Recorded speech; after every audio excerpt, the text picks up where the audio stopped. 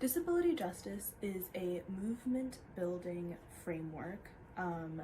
that was coined by the Sins Invalid Collective in 2005 in Oakland, that focuses on and centers the lives of Black and Brown and Indigenous, queer and trans, disabled people, as well as Black and Brown and Indigenous disabled people, who are marginalized from the disability rights movement, as well as within ableist spaces in movement work within like Black and Brown spaces as well. The disability justice framework focuses on the idea that ableism is inherently connected with heteropatriarchy, colonialism, capitalism, and white supremacy, and that you cannot look at one or fight one of those things without looking at all of the other interlocking systems of oppression that impact marginalized people. And the disability justice movement is very important in a variety of spaces, and can be seen as separate from the disability rights movement, because the disability rights movement centers the experiences of white folks, as well as focuses on policy-related changes, whereas the disability justice movement centers the lives of those who are marginalized by the disability rights movement, as well as focuses on this idea that like the United States as a government entity is inherently evil and kills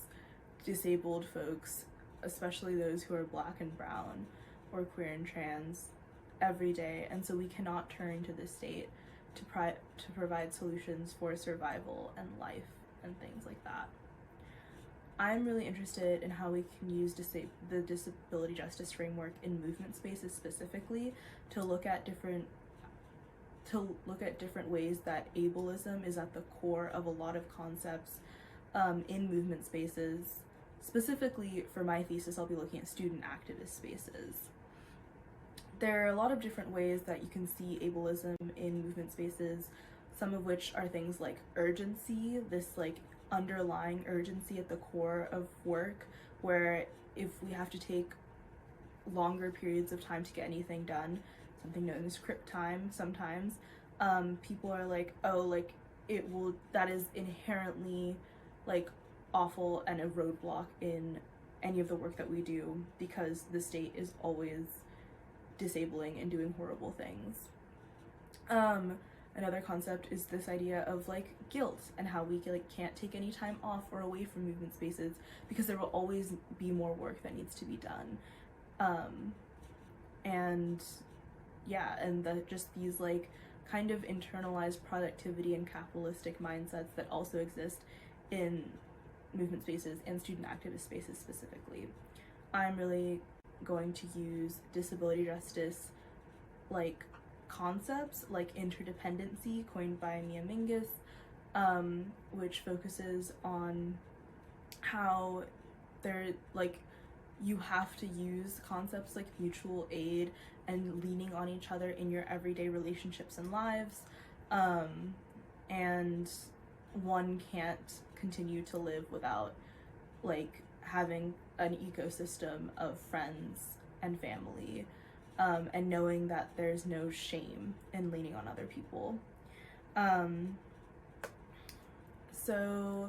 yeah, I'm going to be taking that a little bit further, and looking at how disability justice is really important when we're thinking about burnout in student activist spaces, because as Leah Lakshmi Piepzna-Samarasinha says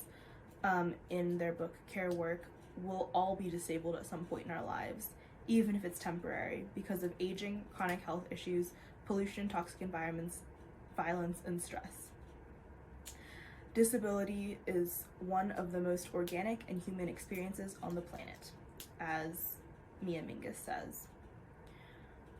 So if we take it disability as this thing that everyone will experience at some point, and that it is really important to center in movement spaces, how can we use disability justice frameworks to reorient how we look at